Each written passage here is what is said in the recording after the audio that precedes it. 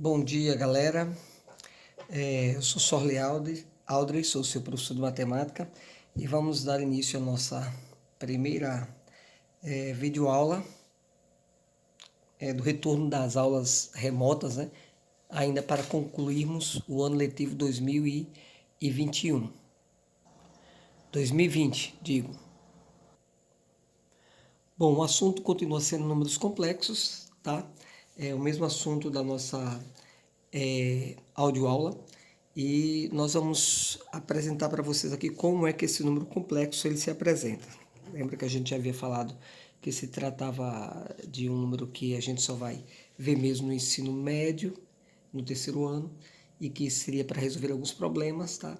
Então, a forma como esse número complexo se apresenta, a gente vai chamar de o número Z, tá? E ele vai ser apresentado da fórmula algébrica assim. Beleza? Essa é a forma algébrica, é a forma como o número complexo ele se apresenta, tá? Onde esse x aqui, a gente já havia falado, a gente vai chamar, deixa eu mudar aqui a caneta, de a parte real, tá? Parte real. E esse y aqui, a gente vai chamar de parte imaginária.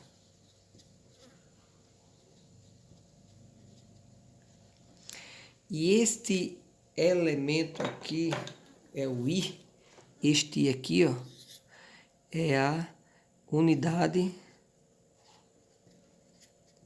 imaginária.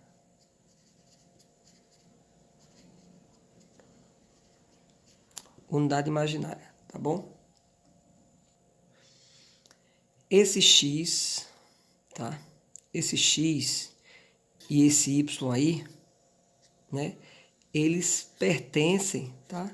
Ao conjunto dos números que você já conhece, o conjunto dos números reais, tá? Outra coisa eu não tinha falado, mas os números complexos, ele é representado pela letra C, tá bom? Representado pela letra C.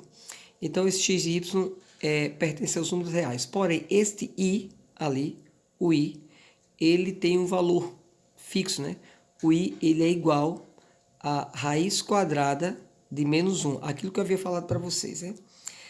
Só justificando aqui, só lembrando a vocês, não existe raiz quadrada de número negativo nos números reais, tá? A gente sabe que um número, por exemplo, raiz de 25, ela é igual a 5. Por quê? Né? Porque 5 vezes 5 é igual a 25, tá bom? É assim? Agora, por que que raiz de menos 25 não pode ser igual a 5 ou nem igual a menos 5? Por que não pode? Tá? Por que que isso aqui não pode? Porque eu não tenho como, se eu multiplicar menos 5 vezes menos 5, para justificar, para dizer que a raiz de 25 negativos é igual a 5 negativos, eu não posso, se eu multiplicar 20, ou menos 5 vezes menos 5, eu vou ter igual a 25 positivo, né, por causa do jogo de sinais. Então, eu não vou ter nunca como ter esse resultado aqui, tá bom? Então, isso aqui, nos números reais, a gente diz que não existe, tá? Então, por isso que a gente chama essa unidade de unidade imaginária, né? Ela surgiu devido à necessidade. Toda vez que a gente resolvia uma equação do tipo, um exemplo, x ao quadrado mais a é igual a zero, mas é a equação do segundo grau é simples, a gente teria a seguinte resolução. X ao quadrado é igual a menos a, tá? O a passaria para cá, ficar negativo. Então, x seria igual a raiz quadrada de menos a. A gente sempre dizia que, nesse caso, a equação não tem solução real. Realmente não tem solução real. Essa solução só vai aparecer nos números complexos. Deixa eu subir aqui. Desculpa. Só vai aparecer nos números complexos. Então, isso aqui não existe. Entendeu? Para que isso exista, eu teria que multiplicar por uma unidade imaginária, um certo i, tá? Porque a gente sabe que se eu multiplicar aqui, isso aqui vezes raiz quadrada de menos 1. Então, eu vou ter mais ou menos isso aqui, ó. Olha só o que eu vou ter aqui, ó. Vamos lá, botar a raiz aqui, tá? Menos com menos a mais, uma vez a. Agora, raiz quadrada de um a qualquer vai ter solução. Então, gente, para dizer que isso aqui tem a solução, né? A gente, para transferir essa solução que a gente estava querendo achar nos números reais para uma solução imaginária, a gente diria que x seria igual a raiz quadrada de menos a vezes i. Aí agora tem solução, porque a gente sabe que o menos i é isso aqui, tá? Essa unidade imaginária vale exatamente isso aqui, tá bom? Então, eu vou só separar, pegar aqui um outro lápis, deixa eu ver aqui, pegar esse cinza aqui que parece com preto. Eu vou só separar isso aqui, tá? Isso aqui é apenas um exemplo, tá, gente? Isso aqui é apenas um exemplo.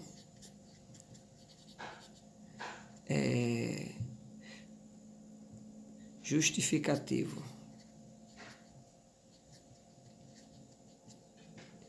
Lembrando, isso aqui é um U, tá? Parece um O, mas tá abertozinho aqui em cima, então é um U. Então é exemplo justificativo. Eu estou justificando porque que houve a necessidade de um outro número, outro conjunto numérico, né?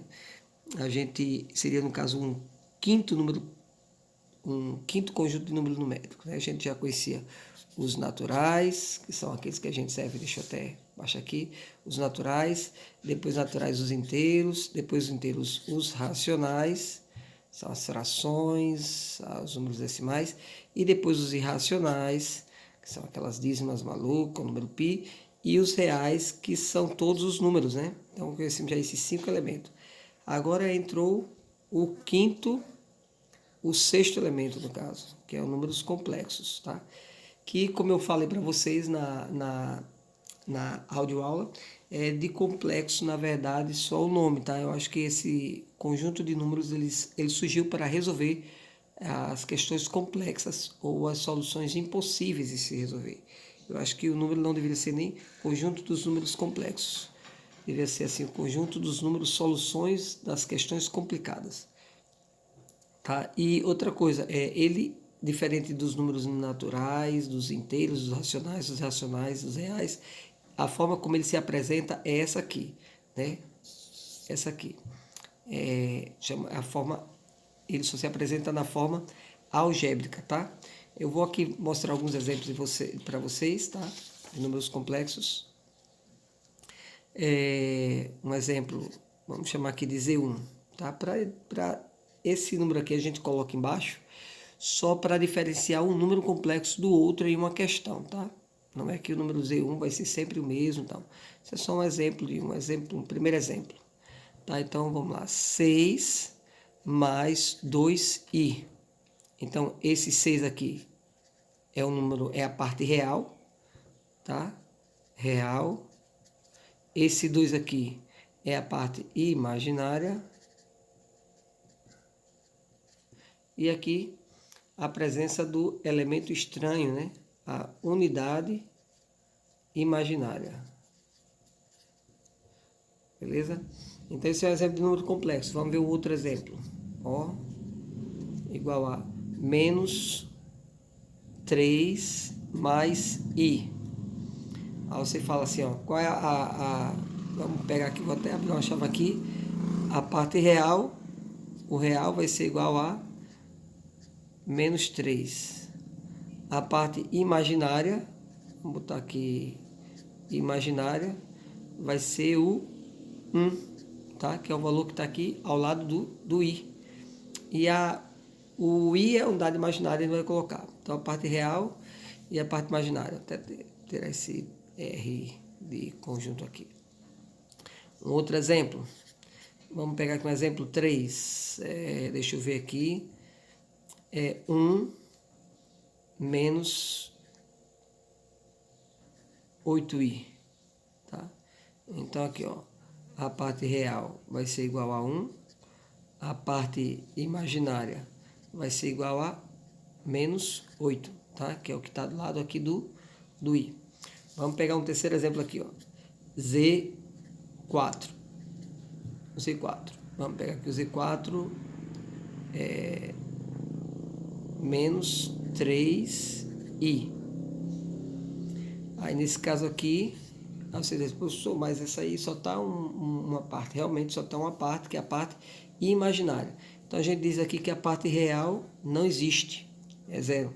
E a parte imaginária, a gente vai dizer que é esse número aqui que está colado com o i, que é a unidade imaginária, que vai ser o menos 3. Então a gente pode até dizer que esse número aqui, tá? A gente chama de número complexo imaginário